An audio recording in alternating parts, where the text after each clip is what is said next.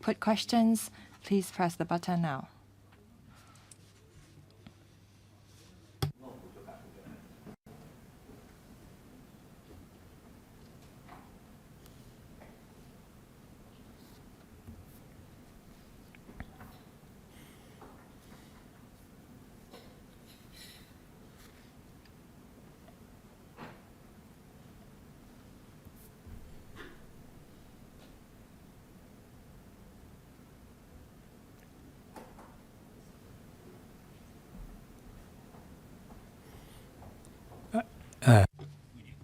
Welcome, representative from the government, for attending this meeting. I will first invite the government officials to walk us through the paper.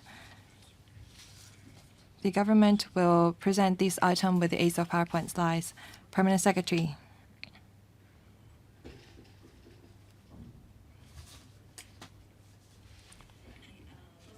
Thank you, Chairman.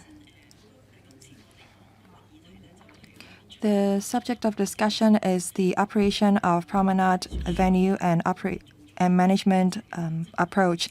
The Secretariat has prepared an information note on Shanghai, Sydney, and Tokyo's management of their harbourfront.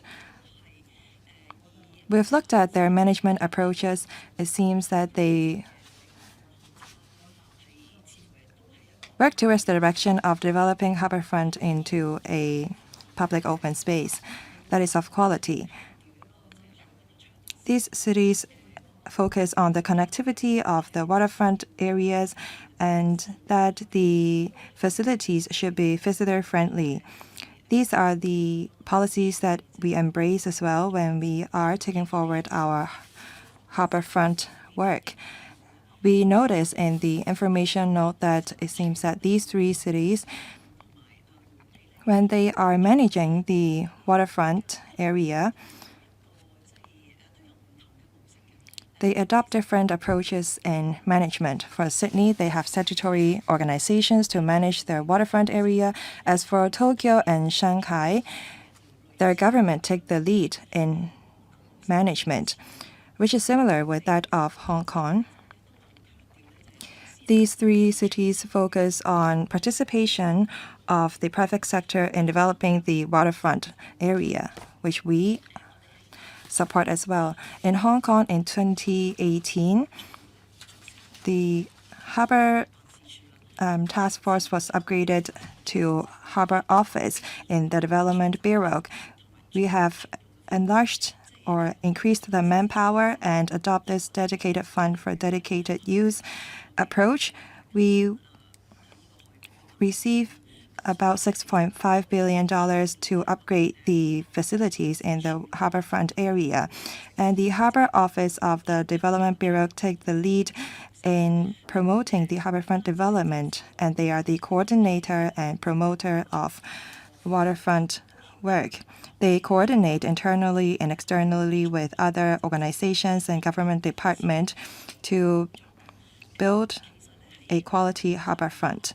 In terms of structure, we agree that there should be an independent entity to coordinate, facilitate, and promote a harbourfront work. We need new ideas in developing harbourfront, and when we are developing the area under prevailing system and framework, we don't have a dedicated entity to develop the area. If we have one, then the work can be taken forward more smoothly. But this entity does not have to be a statutory body. Harbourfront Office plays this role in coordinating different government departments and organizations. There is limitations in having civil servants play these roles. That is why we make use of this platform and this subcommittee to study policy issues relating to the harbourfront, to gauge views from members of the public so that we have some new ideas in developing the Harbourfront. Now I will invite Commissioner for Harbourfront and colleagues from LCSD as well as WKCDA and Kai-Tak Sports Park Limited to share with members our work. With this combination, you can see that we do not adopt a unilateral approach in developing Harbourfront. We have introduced external bodies and private organizations to participate in managing the Harbourfront for the benefit of members of the public and tourists for a better experience. Now I will invite the Commissioner to walk us through the item. Thank you. Good morning, members. Along with my colleagues, I would like to brief members on the operation and management approach in Harbourfront venues. As mentioned by the Permanent Secretary, in accordance with the nature of the Harbourfront venue, we adopt different management approaches.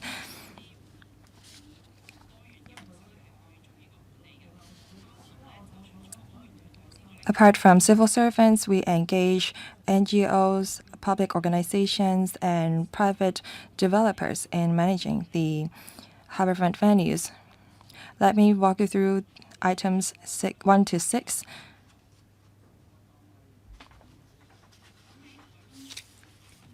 On Harbourfront Promenade and Park, they are mostly managed by the LCSD.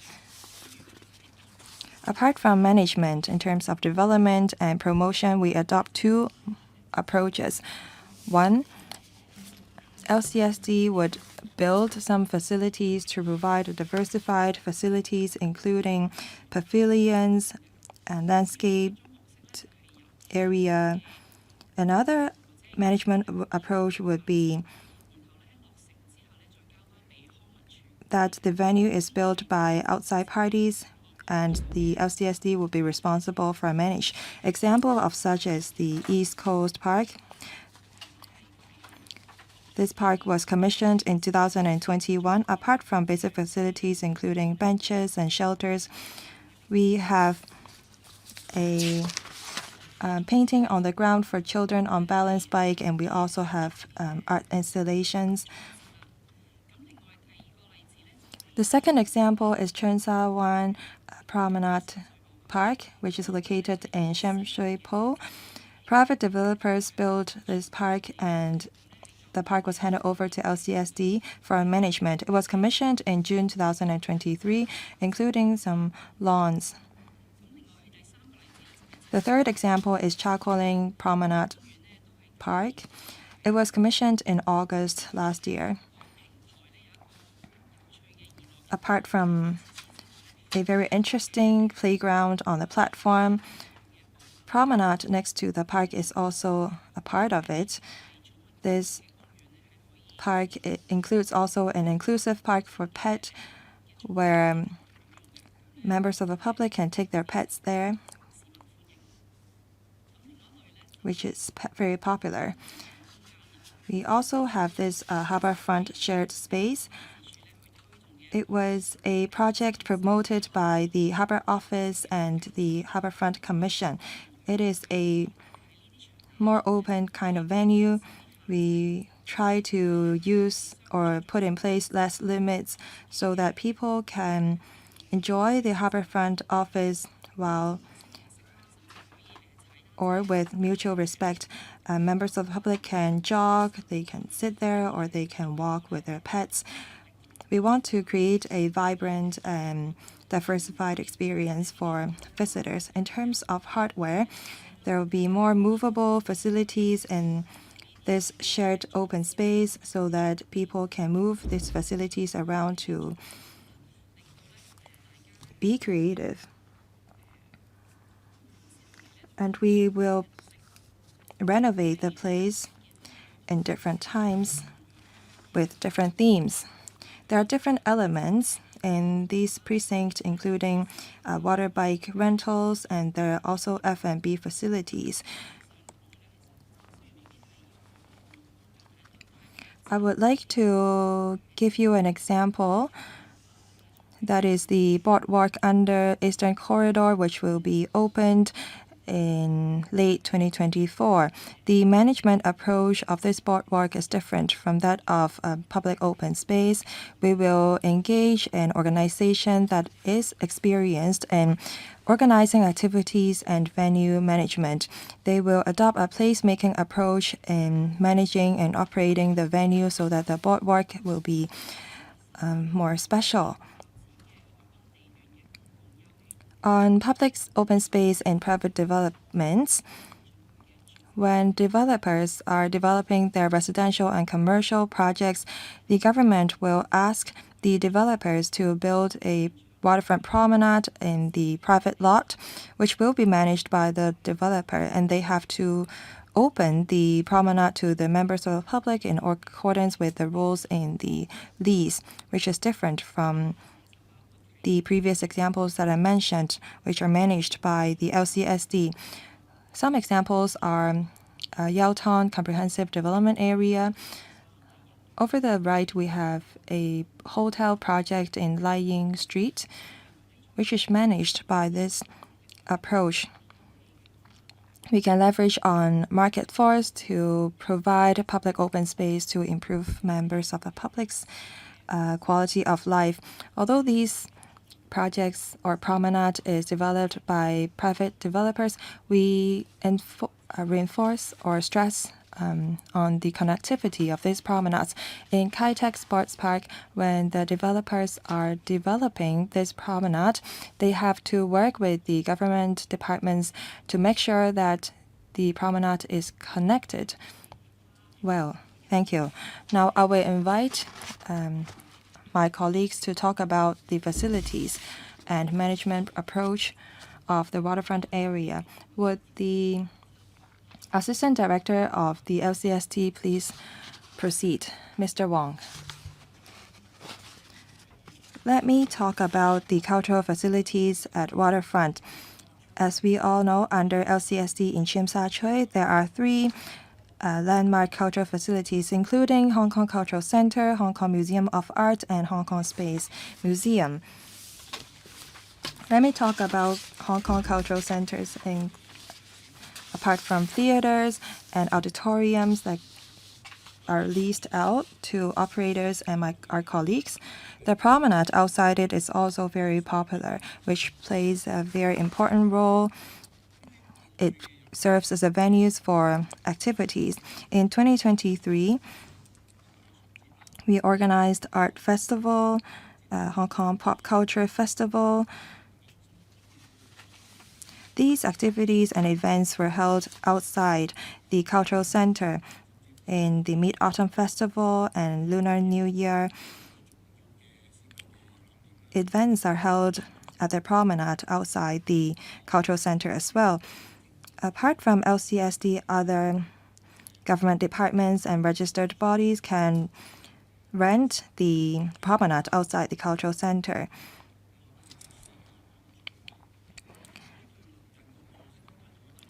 At the Star Avenue, next to it, and the Salisbury Garden, they are another tourist hotspots. At the promenade in Tsim Sha Tsui, a lot of organizations rent these venues for events.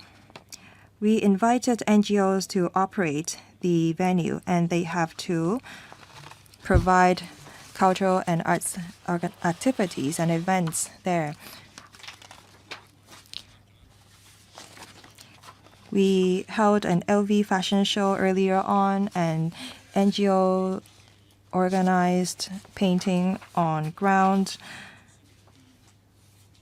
These are the cultural facilities.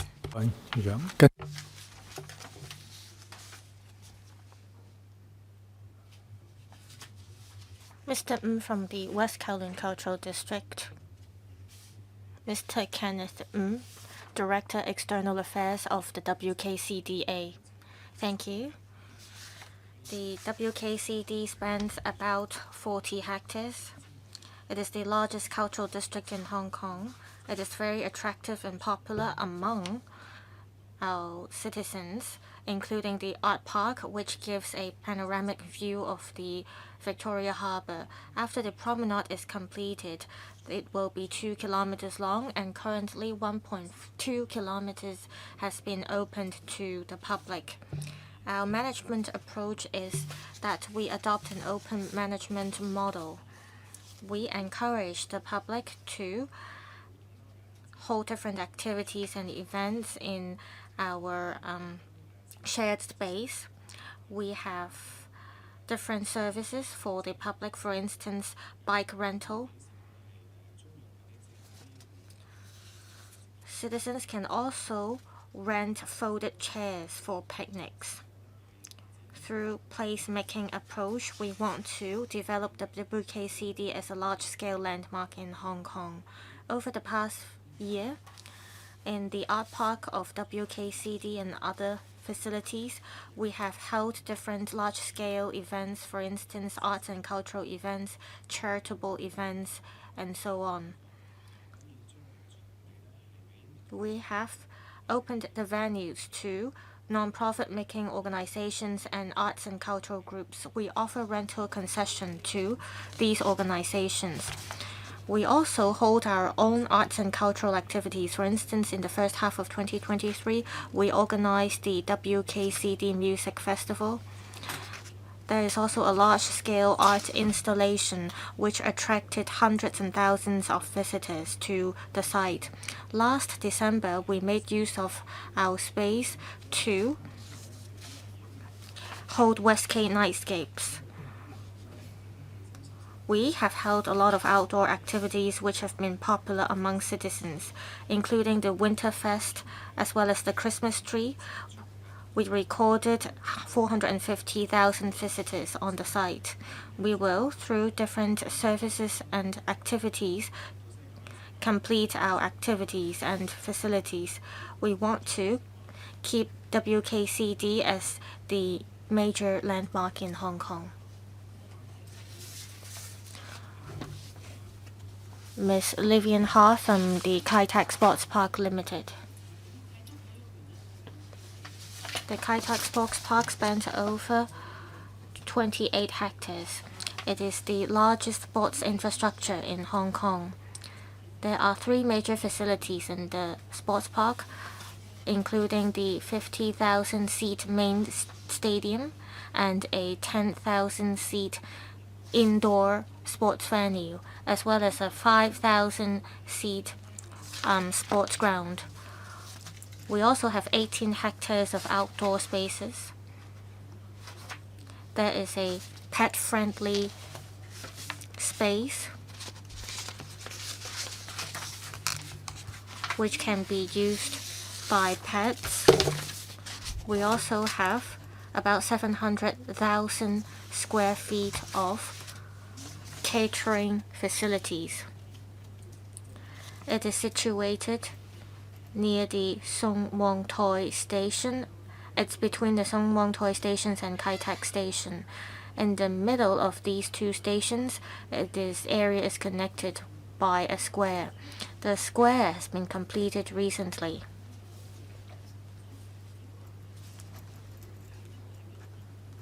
Near the station, there's a 700-meter long sports avenue, which goes all the way from the Kai Tak Sports Park to the waterfront. There is a viewing deck as well as a gourmet bay, which is about 30,000 square feet.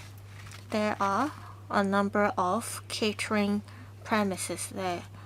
The waterfront promenade is just about 180 kilometers long. Apart from that, we have reserved a radar station.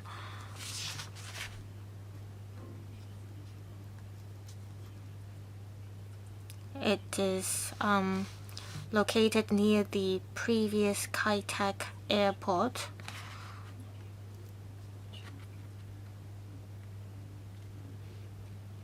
We will work with the Culture, Sports and Tourism Bureau to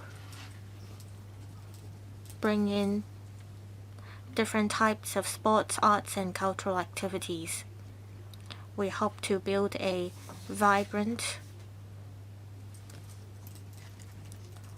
waterfront promenade for public use. We hope that we can provide a waterfront promenade with the unique features of Kai Tak to the public. Perhaps Ms. Ha can brief us on the upcoming activities that will be held at Kai Tak Sports Park. It's a relatively new facility, so you may need to step up publicity on the facility.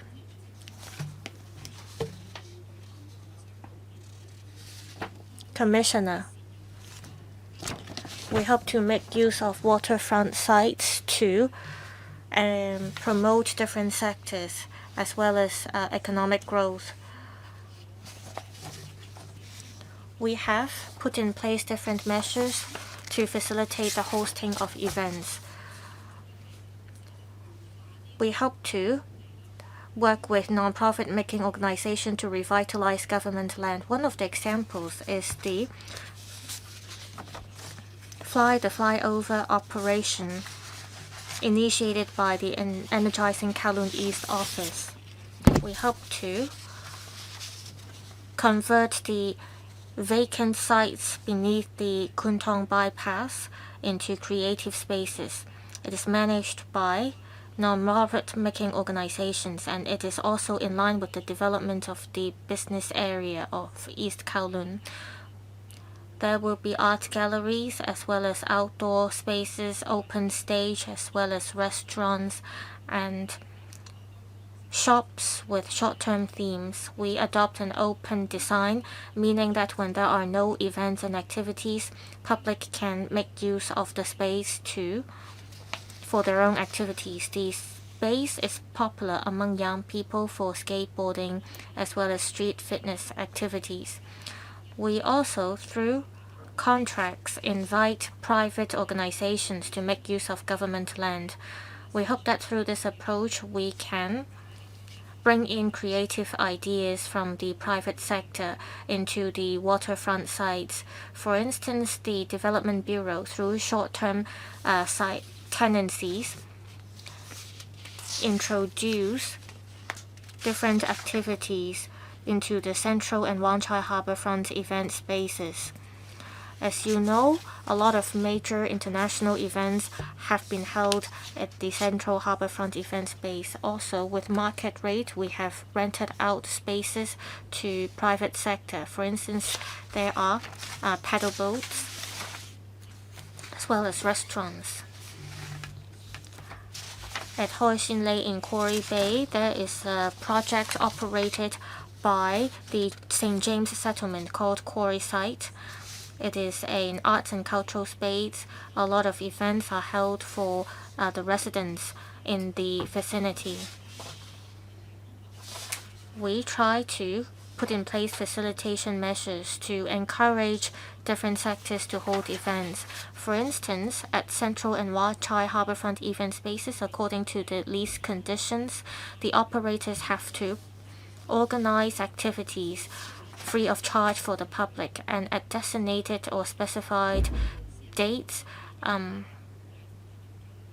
events with admission fees need to be held to encourage participation of the public.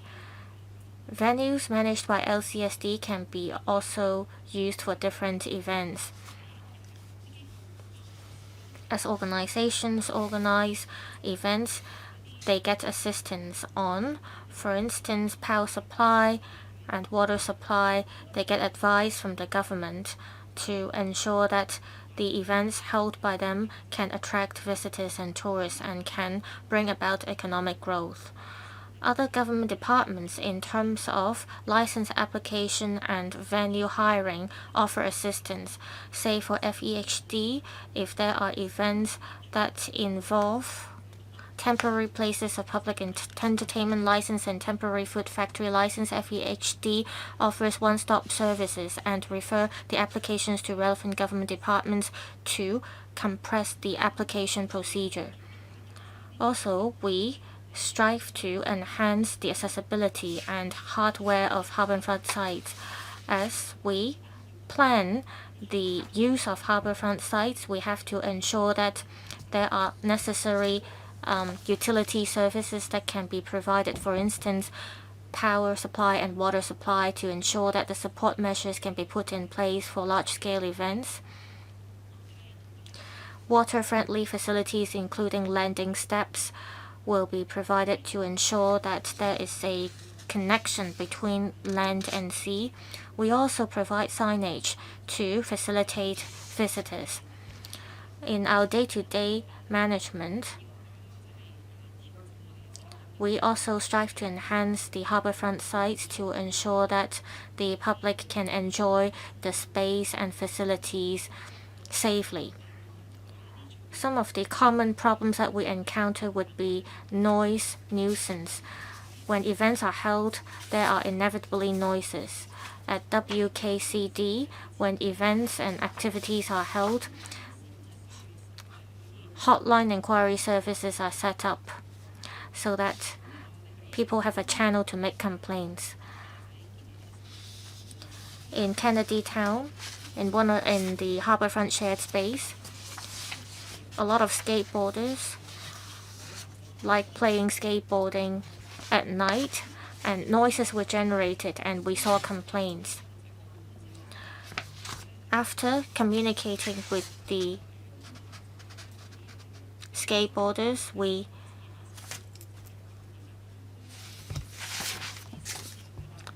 stipulated that during a certain period of time in the evening, no such activities could be held, and the number of complaints were largely reduced.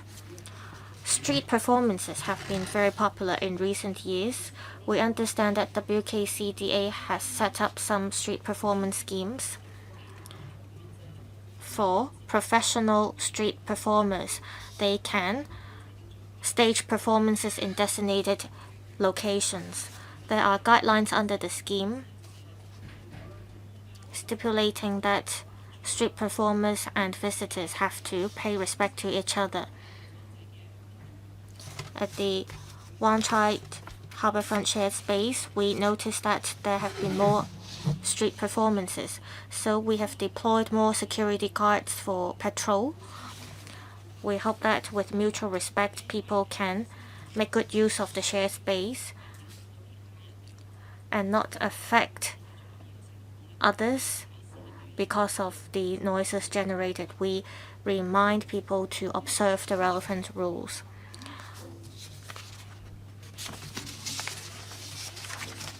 On inclusive park for pets, without affecting the others, we allow the public to enjoy the facilities in these parks and hold different leisure activities.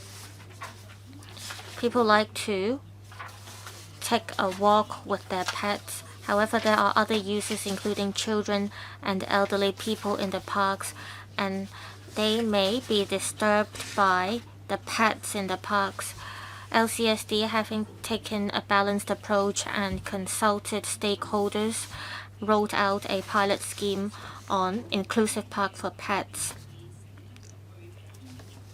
The scheme allowed people to bring their pets on leash. They are allowed to, on the condition that they watch their pets use the park. The scheme has been popular, so the scheme has been regularized by LCSD. There are in total 174 inclusive parks for pets in Hong Kong, of which 48 of them are situated in harbourfront areas. This responds to the need for inclusive park for pets from the public. Thank you. 咁而家係議員發言嘅時間，或者我先。Now open the floor to members. I will read out the order. Chan Kok-fung, Mr. Edward Leung, Deputy Chairman, Mr. Tan Kah-pyu, Mr. Andrew Lam, and Mr. Vincent Chang.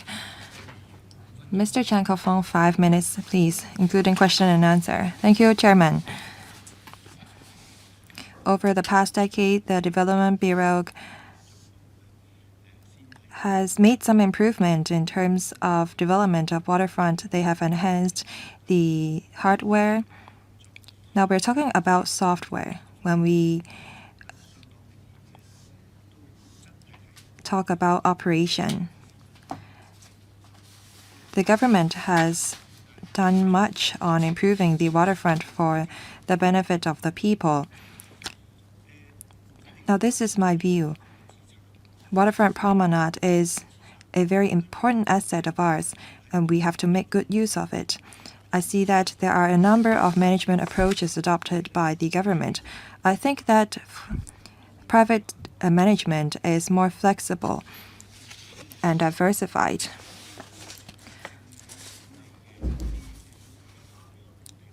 So will the government privatize the government-owned waterfront promenade to allow private sector to manage these venues for 3 to 5 years? For the Belcher Bay promenade, it's been done very well. I believe that substantial financial resources have been put in. If we can lease or dispose the promenade to the private sector or developers, then a lot of cost can be saved. We can ask them to open the space to the public. We can allow them to operate businesses and put in place F&B facilities. We need to retain visitors at the promenade. If we want to do that, we need to have F&B facilities. Now, it's very difficult for us to get a drink when we want to enjoy the promenade. If we can let the private operators operate or manage, then it will be more flexible. So I would like to ask how much we spend on managing the harbourfront areas every year. If we privatize these promenades, I think that revenue can be generated. Do you have a holistic plan to put forward this idea? Perhaps you can lease the promenade out every 3 years or 5 years. We have a central waterfront area which is leased out to a private operators, and they've been operating the venue very successfully. Thank you. Permanent Secretary. Thank you, Mr. Chan, for your suggestion. For Harbourfront or Harbour Office under the Development Bureau, the expenditure on management and operation of the Harbourfront area, I think that tens of millions are involved. I don't have the concrete figure here.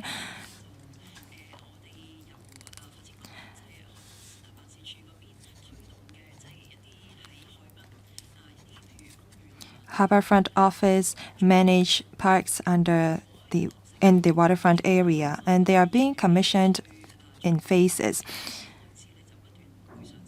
If these parks are managed by the Harbour Office, then our cost would go up. But we are actually working very closely with the LCSD, and they're willing to help us out in managing the harbourfront venues. Your suggestion is very well and good, and we think that we should introduce private sector elements in managing the harbourfront venues.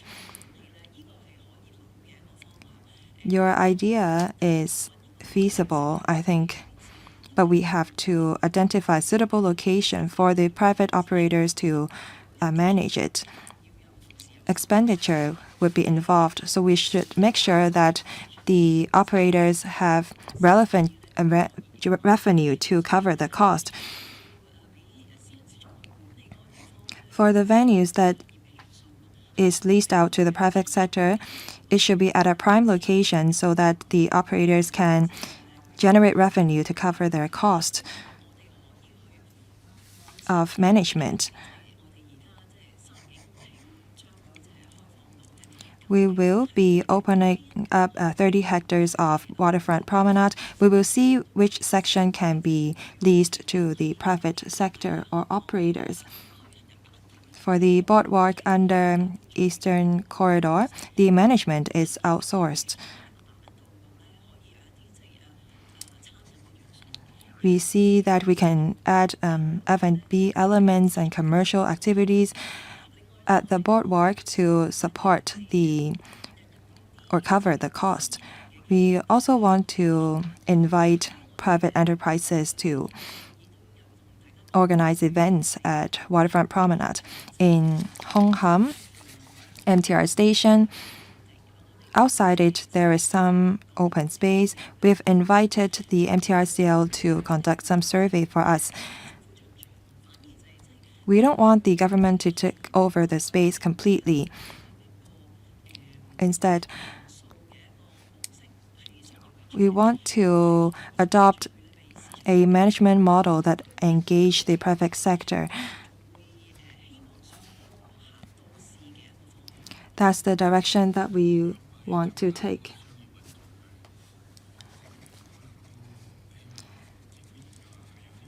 So would the government consider engaging the private sector in management of the waterfront promenade or venues?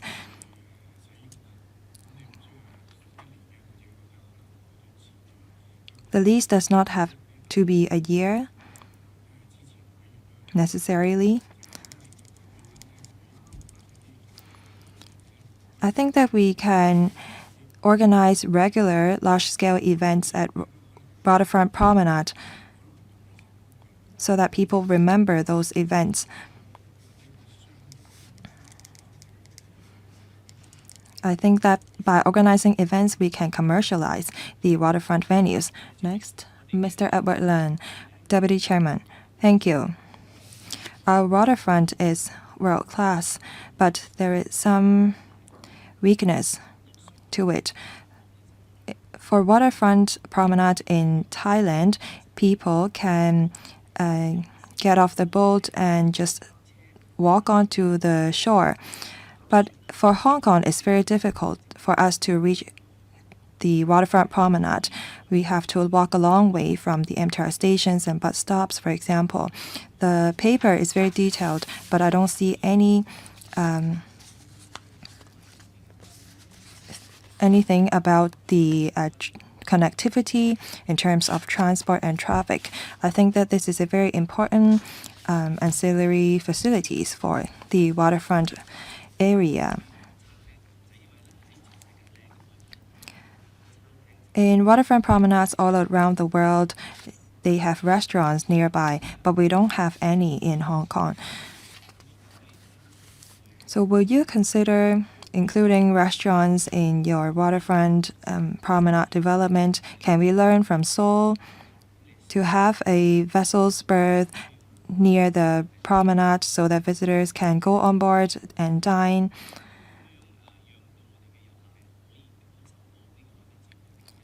So that visitors can enjoy their lunch or dinner at the waterfront promenade. Thank you. Permanent Secretary, thank you for your suggestion. Now we are trying to connect all the waterfront promenade, but how do we bring people from public transport interchange at the hinterland to the waterfront? It's true that we have not detailed it in our paper, but it does not mean that we have not paid attention to this area. When we are connecting the waterfront promenades,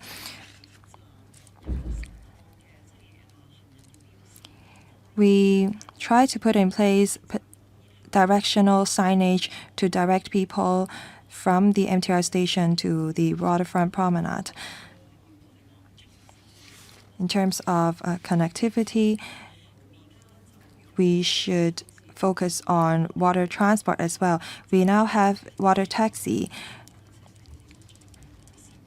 and the Transport Department is trying to improve on this area.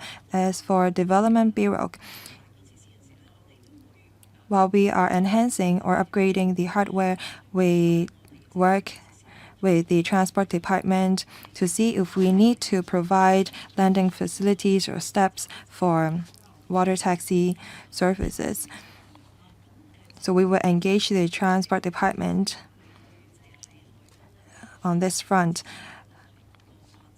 I understand Deputy Chairman's concern on F&B facilities at Waterfront Promenade.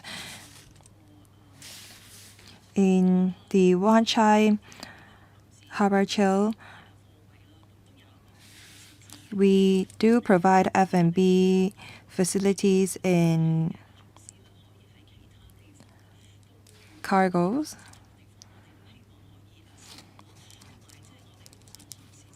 We will try to provide F&B facilities at suitable locations.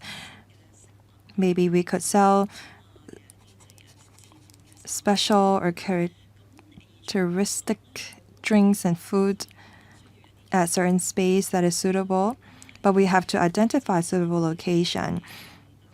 And that location should be spacious enough for us to provide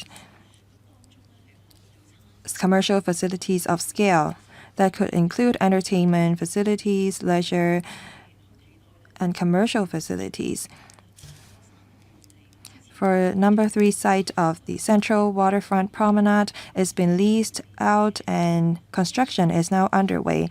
After completion, that waterfront venue will be a space for recreational and landmark facilities.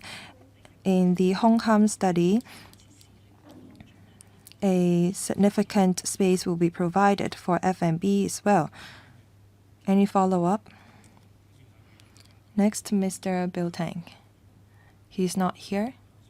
Mr. Andrew Lam, please. Thank you, Chairman.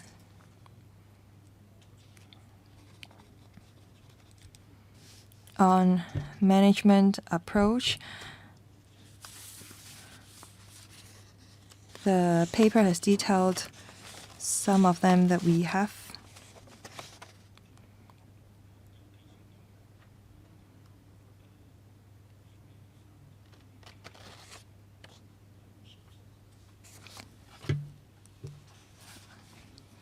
I have a few questions.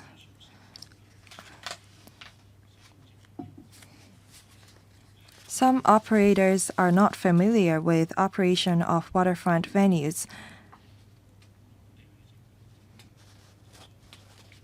The paper is written in a very positive way, but the reality is quite different. I commend the government departments. They are very stringent in approving the application for different licenses. When you are so strict, it's difficult for operators to apply for such licenses, and they often have their application rejected. That undermine the organization of events at Waterfront Promenade. So I think that the government should be more lenient in this regard. I have a suggestion. For organizations that own the management or operation rights of that piece of land or site, say for West Kowloon Cultural District Authority, they already have water supply and power supply to their sites. I think that we should encourage them to organize more events.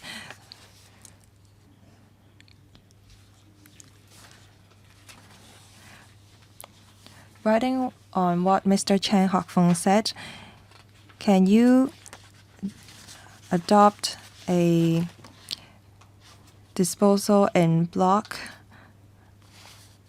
of land or lease multiple lots of land to a single operator so that they can organize large-scale events?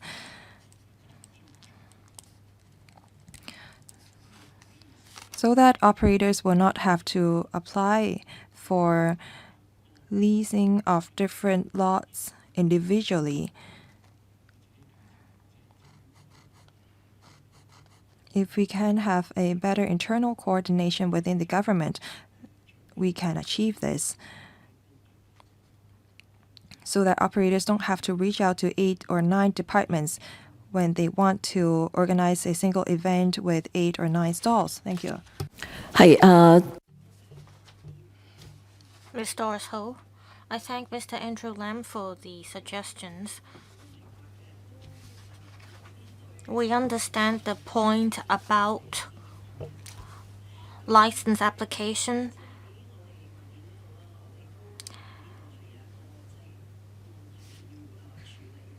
This is an issue that has to be addressed. I'm not saying that we have been doing a perfect job, but we do want to offer ways to facilitate applicants. For FEHD, currently, when there are events held on government land or private sites, temporary places of public entertainment license or temporary food factory license will need to be applied, and FEHD offers one-stop services for the applicants to help coordinate with different government departments. Then applicants won't have to go door to door to different government departments for completing the application. We hope that this procedure can run more smoothly as time goes by. Mr. Andrew Lam made a suggestion. For instance, for a site which is granted under the short-term tenancy, will there be a consolidated way to facilitate organizers to make the application procedure easier? Applicants, when they apply for licenses, they have to go through these procedures. It's inevitable. However, the government departments can think about how to streamline the process so that applicants don't need to go through so many government departments. FEHD's service is one of the good examples.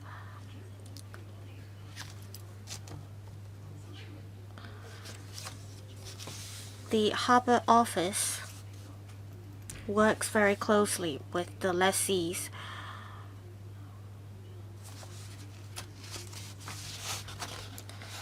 According to our experience on projects at Central and Wai Chai Harbourfront event spaces, say the lessees may lease out the site to other organizers, and the first lessee can always look for help from the Harbour Office if there is a lack of facilitation measure to facilitate the applicant.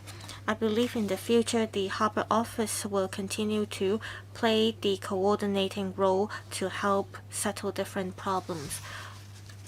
But they should be in touch with the first or primary lessee. When it comes to real-life practice, different government departments may have different interpretation on the procedure, and that's how problems arise. I believe your colleagues working in the department may come across this problem. Say for the West Kowloon Cultural District or Kai Tak Sports Park, a set of procedures is applied.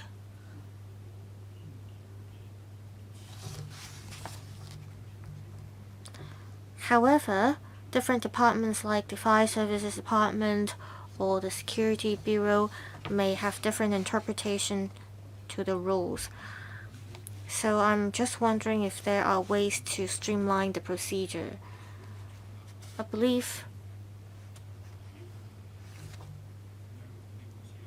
the administration is experienced in handling this procedure. Resources and manpower may be needed if we want to streamline the procedure. a balanced approach should be adopted to see how the application process can be compressed. Mr. Vincent Chang. I echo the views of Andrew Lam. Last year, we saw a lot of successful events. For instance, a well-known brand held a catwalk event at the Avenue of Stars. We've been talking about major events. Large-scale sports and arts cultural events can create a lot of impact. I've talked to tourists and sports athletes myself. They think that we have a very beautiful harbor in Hong Kong. They would like to promote about the harbor to other people. 4 of the events held last year had to do with the Harbourfront area. One of them was the Harbour Swim and the Dragon Boat Race. The World Rallycross as well as the marathon held was also close to the Harbourfront. I think if we want to hold major events, we have to upgrade the events. Say for Harbour Swim, every year it's held and swimmers swim from Wan Chai to Tsim Sha Tsui. Only the swimmers got to enjoy the event, however. Tourists or people who know how to swim would like to take part in the event. And this year, the event was opened to more people. If we can expand the scale of these events, they will eventually become mega events. I hope the government can remove the relevant barriers and restrictions for the organizers. I took part in a lot of these events myself. Say water quality may be a concern when we think about whether swimmers can swim in the harbor, but we should try our best to upgrade these events into mega events.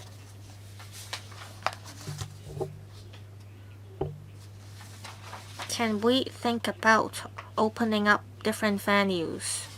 For instance, in June there will be a triathlon event which will see a few thousand participants. Can the Tamer Park be opened to the public so that people can watch the game?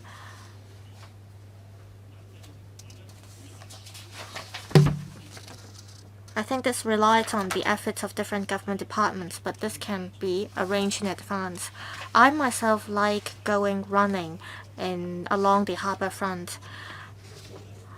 I was told by some friends that some photo-taking spots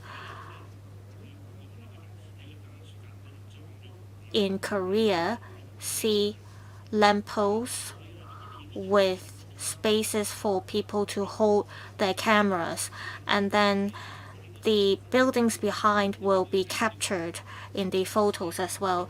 There are also ways to instruct people how to take photos at the photo-taking spots.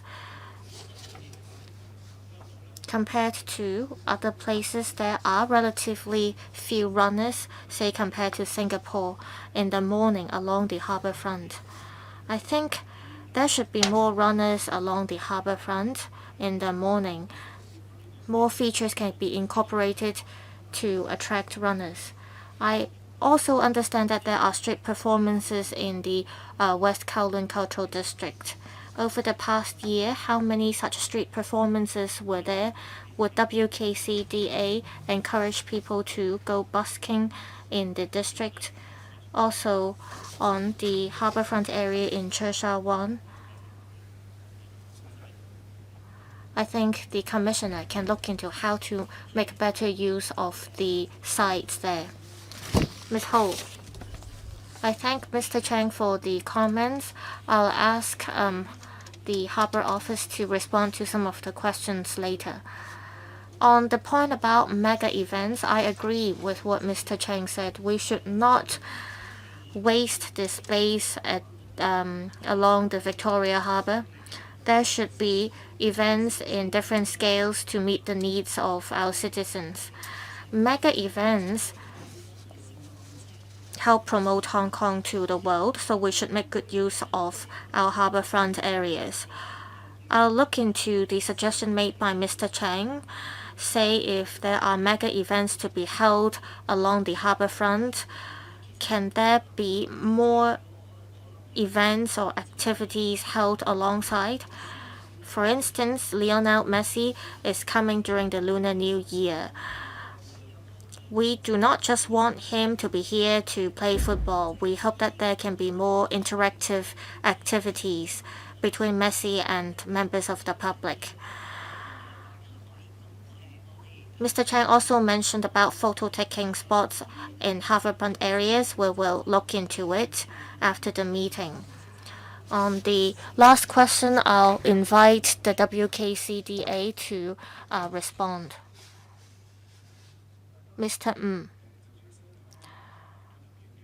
On the street performance schemes set up by the WKCDA after the COVID pandemic, the scheme has been resumed. People need to register before they can stage a street performance.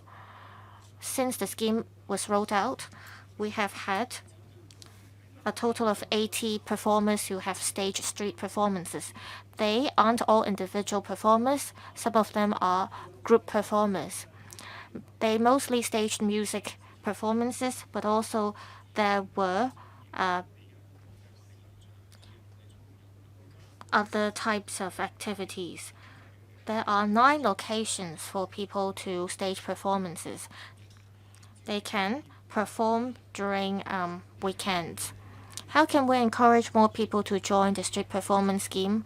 Well, we have been paying attention to the demand. Mostly people register for a slot for performing during weekend and mostly on Sundays. We want to make the sites more popular. We cannot just rely on one particular scheme. Well, we have museums in the WKCD. We also have venue hiring schemes. For instance, we hold our own Christmas marketplace. We have Christmas tree, and during festive occasions, we are able to attract more visitors. So we look at it in a holistic manner. We want to make the art park as well as the harbourfront site in WKCD more popular.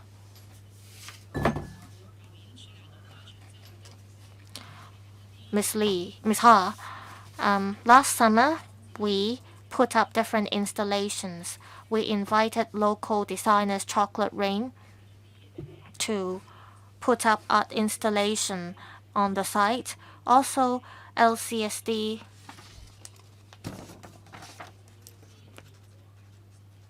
placed its mascots on the site. In terms of activities, we hope that in the first half of this year, there will be events staged along the Chensha Harbourfront so that more people know about the promenade. Chairman, one more point. I hope when you stage events, you can step up publicity.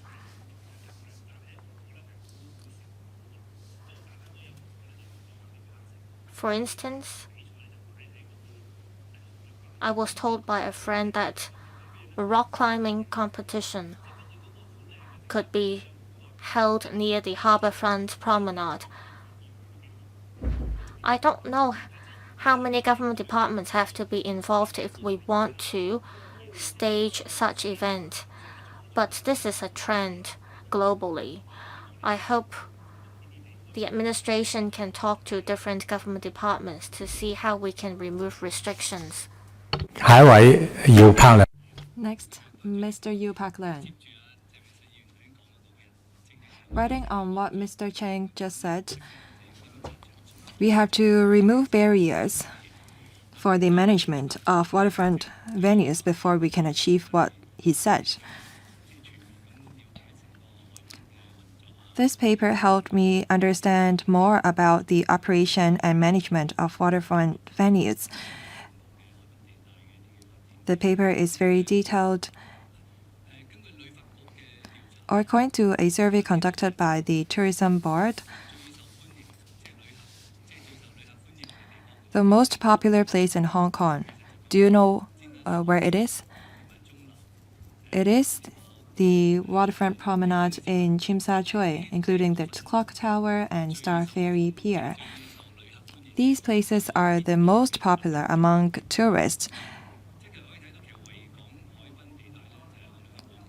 which goes to show that the waterfront promenade is the most important tourism asset that we have. We have to make good use of it, and we have to manage it well, so that waterfront promenade can be a place for people to enjoy and tourists to visit.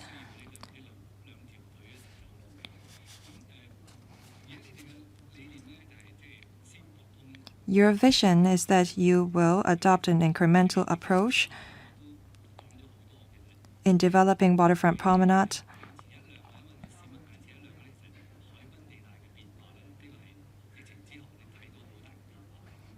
We've seen changes in the waterfront promenade because the government have put in much resources to improve it. We have a lot more waterfront park, which is the results of the hard work of the government. As for this incremental approach, I think that this is a rather passive approach. I know that we have to connect the promenades first. But before connecting, we have to learn more about the positioning of the site. We should not just connect all the promenades first and hand it over to LCSD and then come up with ideas on how to put in place facilities. This will slow things down. For Charcoaling Promenade Park, this is the latest park that we have at the promenade area. Now it's been commissioned, and so it's difficult for us to change the management model or its operation because people are already used to it. If we want to change the management model, people will object to it. In Kowloon East, the prime spot to look at fireworks is at the Charcoaling Promenade Park. Most residents living in the district watch the fireworks in the New Year's Eve at Charcoaling Promenade Park or Waterfront Park.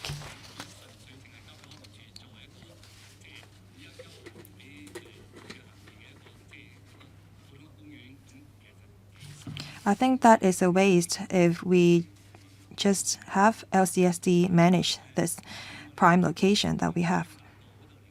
In terms of connectivity and accessibility, a lot of members have mentioned this, and this is what I'm concerned about as well. Water transport is very important in terms of accessibility for waterfront promenade.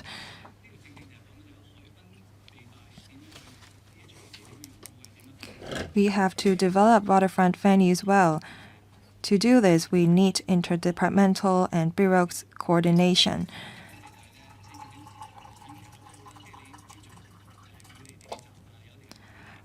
Waterfront venues are often far away from NTR stations.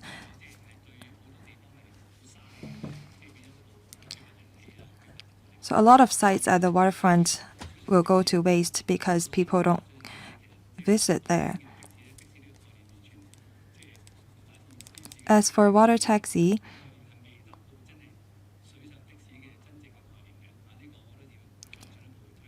we don't have a real water taxi yet.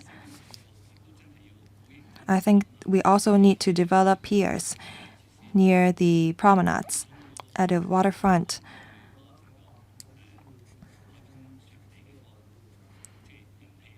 Accessibility is very important to drive people to the waterfront promenade. These are my suggestions. But I have a question. Please excuse me. For the Central Harbourfront event space, it's a very good location for large-scale events that is located at the waterfront.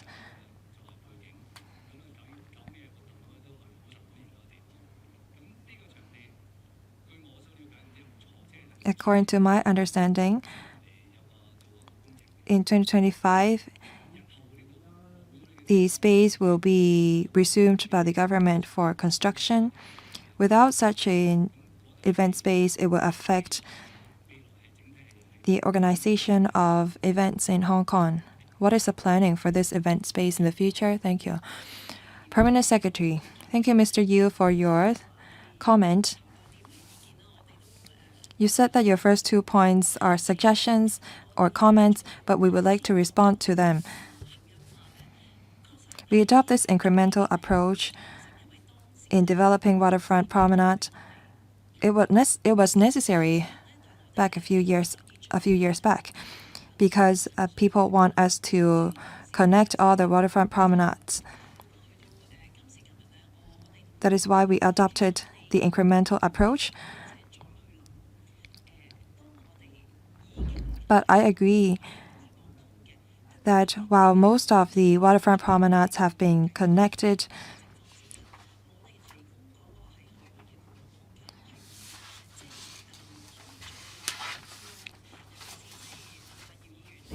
we should try to improve the public open space. Mr. Yu is from the tourism sector. I understand that you want us to put in place more tourism elements in the open space. You mentioned that Chao Ling Waterfront Park is the most popular location to watch fireworks. When we are designing the hardware at the Waterfront Promenade, we will pay attention to how we can incorporate more diversified elements in the design, apart from reinforcing or strengthening the connectivity. We need to enhance the visitor experience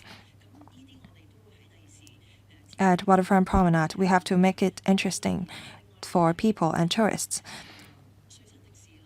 As for water taxi, I understand what you're talking about.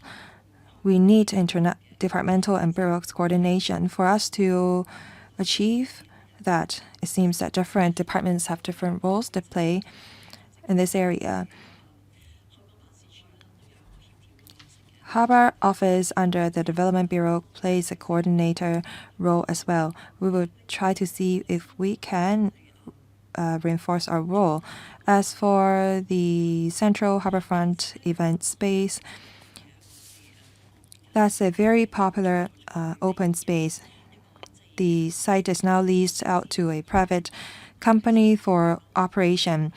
That company organized fee charging and free events, including concerts and classical music events and family-friendly activities. The event space is of 3 hectares. You mentioned about the Tung Chung Line tunnel that will be built at the underground of the event space.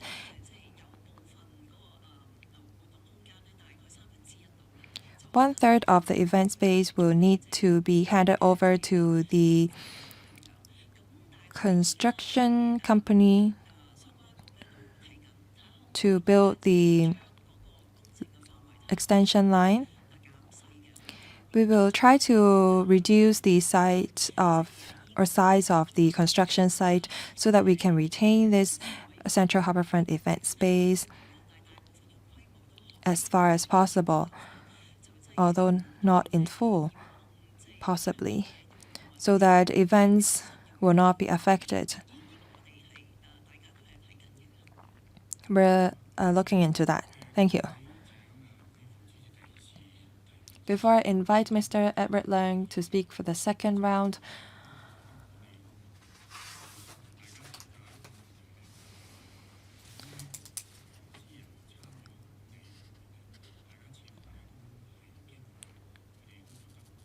It seems that members agree that we should encourage private sector to help manage the waterfront or harbourfront venues. Can the government look into it proactively?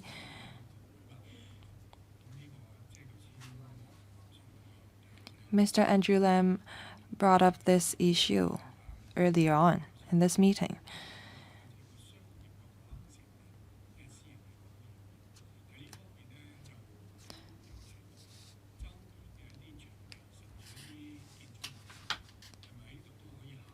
Can we consider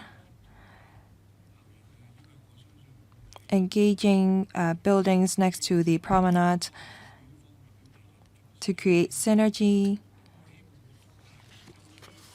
For Kai Tak Sports Park, for example, we want events organized in the sports park to drive economic activities in the vicinity. We want to organize mega events in these venues. Mr. Yu also mentioned about facilities like piers. We have some F&B facilities near some of the piers in Hong Kong, but it seems that they don't complement with the design of the pier. So how can we connect the F&B facilities with the promenade better?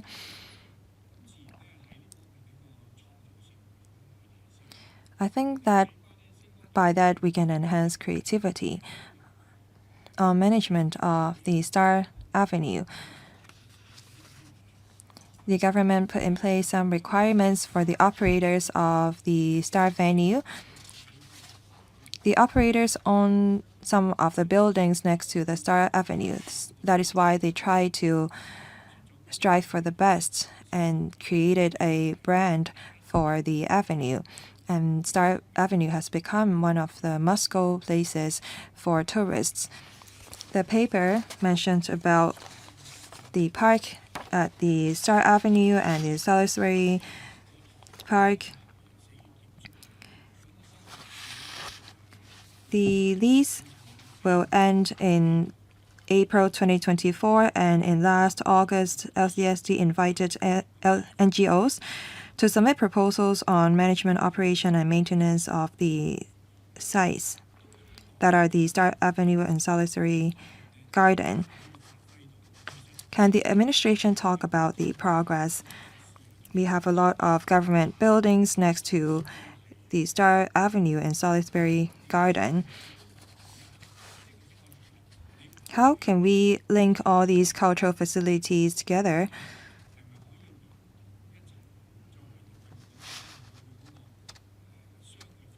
Should we not bundle all these cultural facilities up for holistic management? If we allow the operators to manage also the F&B facilities at the promenade, that will create synergy. Restaurants operators alone cannot drive economic activities at the waterfront. Can we talk about that? Thank you. 多謝主席。 Thank you, Chair. On the point about the Avenue of Stars, I will ask Mr. Wong from LCSD to share with us the tender invitation procedure as well as the future management model. Chairman, you mentioned about the pier. There are piers along the Victoria Harbour.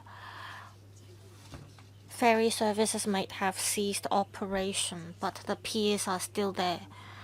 They are very good assets. If we can revitalize the piers, then we can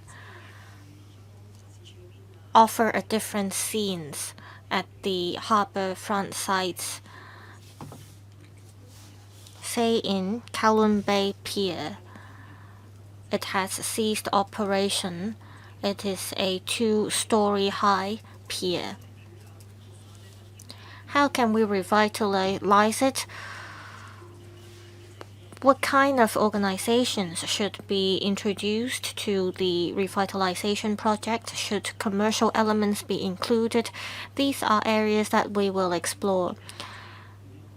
For piers that are no longer in use, we will think about how to revitalize these facilities. Over to Mr. Wong. I will take this opportunity to brief members on the future direction of the Avenue of Stars. As said by Chairman,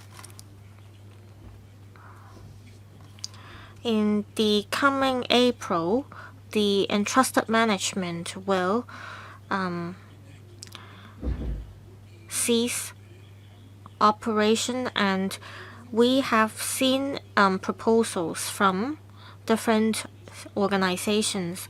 We ask operators or potential operators to submit proposals on how to make use of the venue. The committee will make an assessment based on the proposals submitted. We will announce the details in due course. We require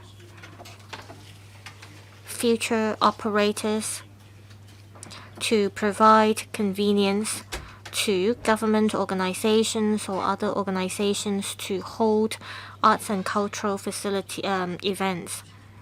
The current operator has been offering support to the government. We have seen different night vibes activities. And the operator of the Avenue of Stars has heeded calls of the government to hold bazaars and night markets. These requirements will all be included in the contracts with the future operators.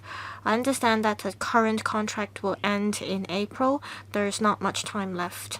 I hope the government can talk to the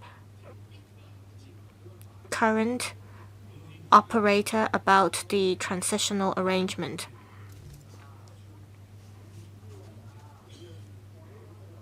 It is an important site that we're talking about. We hope to see better management in the future. We're now in January and February is around the corner. The management contract will end in April. There is not much time left. We have to ensure good transition. Next, Mr. Edward Leung, our Deputy Chairman. Thank you, Chair. We have a very beautiful harbor. We want to attract tourists. I was told by tourists that they used to be able to get on board to sampans at typhoon shelters to enjoy different cuisine. Can we improve the management of the harbourfront sites, and can we ensure the food offered at the harbourfront site, and so that we can preserve the culture of food at typhoon shelter? This will bring about new elements to our tourism. Mr. Horsehole, we will consider this suggestion. In the past, food was offered in typhoon shelter in Causeway Bay. We have seen upgrade of hardware at Harbourfront. If we resume this culture, we'll have to handle problems such as sewage problems. We will pass on this suggestion to the relevant departments and we'll think about it. We have time left. If members don't mind, well, I am concerned about the progress of the Kai Tak Sports Park. I wonder if Ms. Livian Ha can tell us more about how you will make use of the Kai-Tak Sports Park. I believe members are all concerned about this. How can we give full play to the Kai-Tak Sports Park? Do you have relevant information in hand? Thank you, Chairman, for the questions.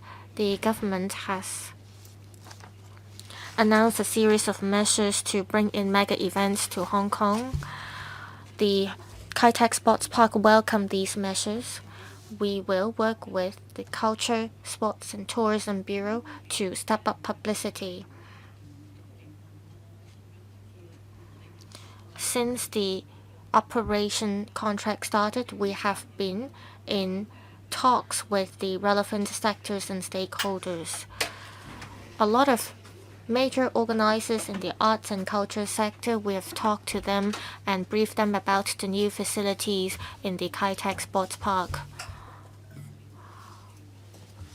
We have talked to them about the environment and opportunities available in the future at Kai-Tak Sports Park.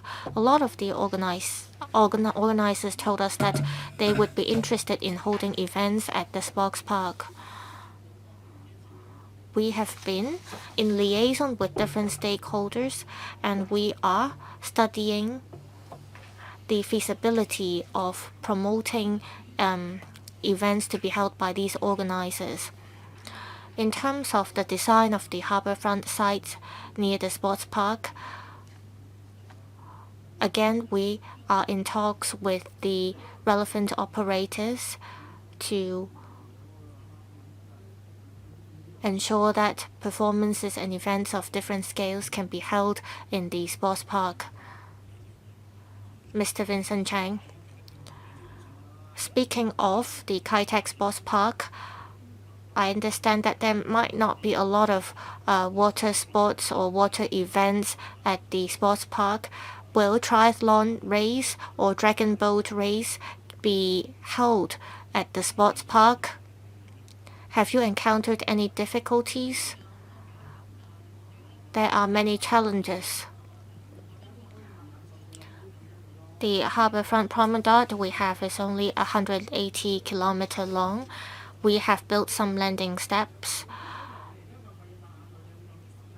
When there are no events or competitions, people can sit at the landing steps to appreciate the scenery at the harbourfront.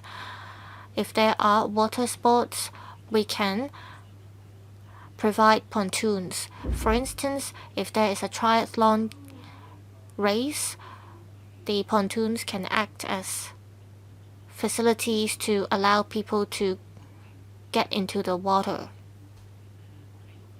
We will talk to the NSAs to explore the feasibility, but we have included all these into our design. There being no further questions from members, we are wrapping up the Q&A session. Thank you all, including government representatives, for attending the meeting. Item 2, AOB, please be reminded that the next meeting will be held from 10:45 a.m. to 12:45 p.m. on the 19th of March 2024. It is a Tuesday. We will discuss the improvement works to the harbour to be taken forward by the administration following the amendments to the Protection of the Harbour Ordinance.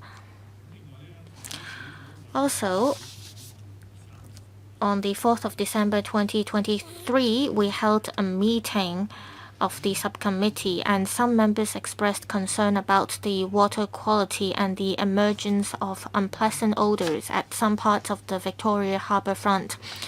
The administration undertook to brief members separately on the relevant issues.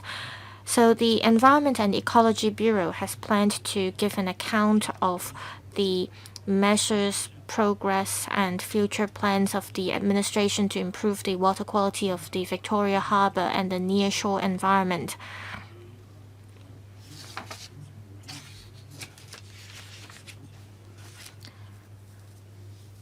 When the meeting is scheduled for the panel on environmental affairs, members of this subcommittee should feel free to join that meeting. At this particular subcommittee, there won't be a separate discussion about this because this will be touched on at the panel on environmental affairs. Members, please take note of this. Any other business? If not, meeting adjourned. Thank you.